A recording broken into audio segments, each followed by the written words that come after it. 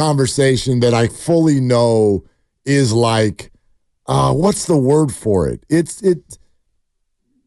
not fair yet. It's not fair yet. I'm not trying to get anybody's behavior to be different than what it is. All I want Giants fans to do is be authentic. And if you authentically right now feel like the team is being led by people who don't know what they're doing, shoot. I mean, I get it. I get it. They've made some serious mistakes. And even still today, I think, there's sort of an interesting guiding principle. In fact, I think it's gotten fuzzy because when Gabe Kapler was here, we may not have liked the guiding principles, but boy, we knew what they were. We knew what they were. If you're left-handed and the pitcher's left-handed, we don't even want you in the building. Get out of here. Totally. We're getting right-handers up in here, okay? And then and the opposite. And we were going to do that, and it was going to be formulaic, and there's going to be 87 coaches all over the field, and we were going to outthink you. And in 2021, we thought it was super cool because we won 107 baseball games, and the guy won the manager of the year. And then 2 years later, he was fired, and the whole organization is trying to figure out why the building is not full, and why does everybody hate us so much and we can't get anyone to come here, and maybe it's because of the Tenderloin. That's where we were a year ago. Well, now the lines are blurred because Bob Melvin's the manager, and Matt Williams is at third base, and Patty Burrell is the hitting coach. And so that, like, rejection of our history is now in the dugout. Our history is in the dugout and helping run the team. And they are platooning less. And they are letting pitchers go a little bit deeper. We are seeing fewer openers. But we also know how lineups come together in 2024 for baseball teams. It's not the manager in a pen. It's a lot more that goes into it. Right. I don't know. Like, who's in charge of any given act? Who's in charge? Do you know? I have no idea. I don't know. And it feels like this manager has more control of it than the previous manager did. And I'm basing that solely on the fact that it feels like there's a lineup that is consistent. Maybe not the spots in the order, but the guys who actually get to play baseball day to day. It feels more like that's reflective of what Bob Melvin would want. It feels a little bit more like an old school lineup. Chapman's playing third. Estrada's playing second. Bailey's going to catch unless he needs an off day. Jung-Hoo Lee's in center. Oops, he got hurt. Now we're going to give it to Matos. You're the guy. We're going to platoon right. We're going to platoon first. And unfortunately, now it's Trenton Brooks instead of late night Lamont, and he'll probably play tonight because it's a righty. You would figure he gets a start. And I wonder. And it just feels like a lot more this year is reflective of Bob Melvin. Like, I have guys who I want to rely on, and I want them to play every day. You know what's interesting about the platoon thing is I know that it's become this label that we rally against. I wonder what people want in about a week. Let's say Michael Conforto comes back. And I know a lot of you are like, forget Conforto. You're not looking at his numbers. Michael Conforto should be in the lineup. Yeah. If there's a left-handed outfielder that you want out, unfortunately, because I really like the guy, but it's Yaz. It's not Conforto. If you want to remove one of your left-handed hitting outfielders. But he's a phenomenal outfielder, and I think he brings some other things to the table. So there's that. Farhan even publicly said yesterday, Elliot Ramos not coming out of this lineup. Matos is your center fielder. All right, so what do you do? And is there a platoon option there that you would now favor due to the fact that Ramos looks the way he does? Because Conforto was playing every day, and he was hitting against lefties. And Yaz is a guy who at times, his splits will suggest he can hit against lefties.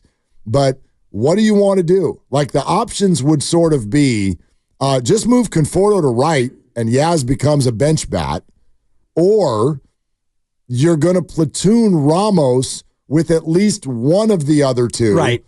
Or are you just like, no, we're all in on Elliot Ramos, and I don't care what you do out in right. You can flip-flop Conforto and Yaz and maybe at times use them as a DH and not make Soler the everyday DH. Yeah, there are all good options there. I do think that it is the most likely option is Ramos is going to play, and it's going to be Conforto and Yaz kind of doing a flip-flop, and then Ramos gets a day. If it's a right-hand pitcher, then you probably go with Yaz and Conforto, and you've got Ramos coming in off the bench as your pinch hitter. But the last option you threw out, to me, is maybe the most interesting one because Soler has not been good. No. And if you have a lot of bats that you want in there, if Conforto comes back and you want Yaz's defense, maybe you have Ramos as your DH, or you have Conforto be the DH, and you kind of slow play his return from injury and have it so he doesn't have to play the field. Well, don't forget, too, Conforto's coming off a hamstring, which is one of those, like, scary, let's not overdo this too quickly. And so maybe DH is a good option for him to be moving around in the outfield less. So I could see that. I do think what you're saying is accurate in that there are 4 people for 3 spots. I'm not even bringing in Austin Slater, which at some point the team's going to have to figure it out. But if there are those 4 people for 3 spots, right field, left field, DH, then yeah, you can get most of them into the lineup on most nights. And we damn well know with this team and the way baseball is now, whoever gets left out is going to probably pinch hit and enter into this thing at a certain point anyway. But it's not an easy answer. Ramos is not just a good bat. There's an emotional representation of something going on there. Matos is going to take center field because Jung-Hoo Lee is gone. Marco Luciano, let's be real, my bet would be not going to be in the bigs for that much longer. That's just the facts, Jack. Ramos, though, is the one where it's like, if you just move him out of there, you're sort of rejecting the youth movement. And that's not a smart marketing thing to do, and I don't think a smart baseball thing to do right now. But I also hear too many Giants fans blowing off Michael Conforto like, I don't need that guy back. Right. You are forgetting what he has done this year. Right. You're flat out forgetting. And I do think it's partly the optics of Ramos and, the symbolism of having him be there, and you want the young infusion. And, what FP said to us when we had him on the phone, and I'm sure he'll reiterate it later today when we talk to him about the infusion of energy and the Latin culture now in the clubhouse, bringing them life. Also, there's this, Mark, the Giants are 13-7 in games that Ramos plays. And he came up May 8th, and he's been here 3 weeks. He's played 20 games, and they've won the games that he's played, 13-7. And it's not just coincidental. It's partly what FP was talking about with that infusion of young people. All right, we got some breaking news. 95.7 The Game, breaking news.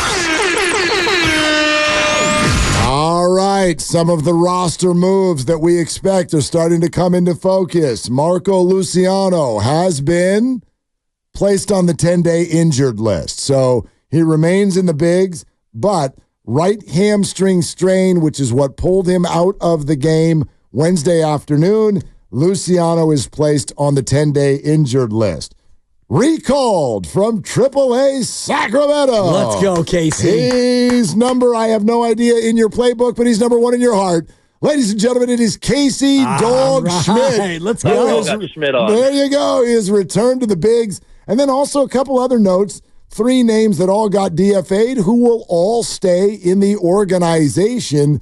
Ryan McKenna, Jackson Reitz, Andrew Pomeranz have all cleared waivers and have accepted outright options to AAA Sacramento. Oh, except for Drew Pomeranz has rejected that in elected free agency. Yeah. So there you go.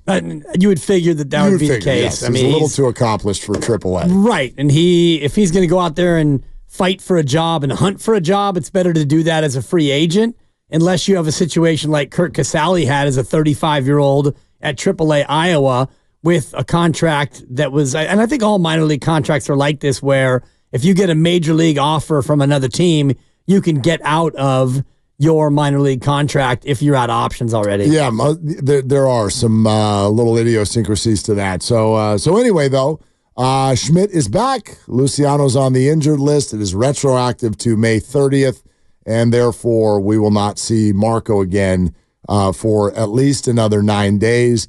So if nothing else, it gives the Giants a little breather from the conversation. Totally. You know what I mean? Like, I don't envy where Bob Melvin and Farhan were on that situation, because Marco Luciano is not a guy who the fans want to see get sent down. but he's also not a guy Bob Melvin wants getting ground balls at shortstop in the 8th inning. Yeah, I don't know how many members of the pitching staff want to see that either. Good Lord. It's been an absolute scuffle, and it'll be one to watch in 10 days when he's able to come off the IL where they put him. And this is a little bit of a natural thing to do would be, well, we're going to send you back to Sacramento on a rehab assignment type of thing. Give him another week or two at Sacramento. So now we're talking about maybe he doesn't come back to San Francisco till close to the end of June under the auspices of, we want to make sure that he's 100% right before we get him back up here. Maybe. I will say there's an interesting thing going on with the Giants, which is just stuff got quiet around some of the injuries. Michael Conforto was pushing like crazy to play against the Mets. That's his old team. Now, he admitted, I really wanted to play against my old team, but I thought better of it with the help of the trainers and now realized that that was a little bit of an accelerated timeline. However, it's now a week later, and we still don't see him. I think Michael feels like he's ready, but he's not being activated. Why? Austin Slater, it's a concussion. To your point, we drag this out as long as we want. Right. In the name of, you want to be sure. You got any headaches lately? You doing all right? Same thing with hamstrings. That's Conforto, that's Luciano. It does give you a little wiggle room with regard to bringing them back because it's not so cut and dry in terms of when they're going to be ready. Right, and it might be a case of what you need at the big club right now, and Austin Slater is 0 for 6 in Sacramento. He's only played in 2 games, so his rehab, I think you can give him more time down in Sacramento. Of course. And for Austin Slater, it's not only can we help you through the concussion, and he wouldn't be playing if he was still having symptoms, but now it's, all right, kid, can we rehab your year? Because he was not doing it up here and not getting playing time, so you send him to Sacramento, and hopefully he can find it again, and then you can make a decision on Austin Slater. Listen, I'm really intrigued on what they do there because if you're going to bring Slater back and have him as a 5th outfielder, in theory, the guy that you would move out right now is Tyler Fitzgerald. And I got to be honest with you, with Ahmed and Luciano now both injured, I don't want Tyler Fitzgerald gone at all because he can also act as a backup shortstop and a right-handed option at shortstop, along with Brett Wisely. Plus, he's got a ton of speed. He won him that game against Philadelphia the other night. Those 2 fly balls were medium-deep fly balls. If that's Flores out there on the base pass, they're not scoring that run. No doubt. His speed won the game. All eyes on the lineup tonight, who they put at shortstop. Casey Schmidt, 4 homers and sack in the 10 games since he got sent down with an OPS of almost 1,100. I'm willing to bet it's Wisely. Yeah, I mean, you have Fitzgerald and you have Schmidt. You got options. We're sponsored